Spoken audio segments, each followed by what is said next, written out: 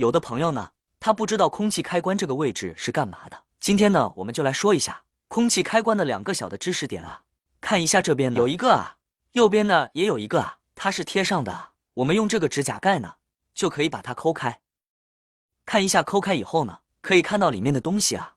那么这个位置是干嘛的呢？它是增加附件的。看一下这个呢，是一个漏电保护器啊。我们这个漏电保护器呢，它就可以和这个空气开关呢拼接在一起。我们来看一下，扣在一起以后呢，它们呢就可以实现联动啊。这个呢是增加附件的。我们再来看一下第2个小的知识点啊。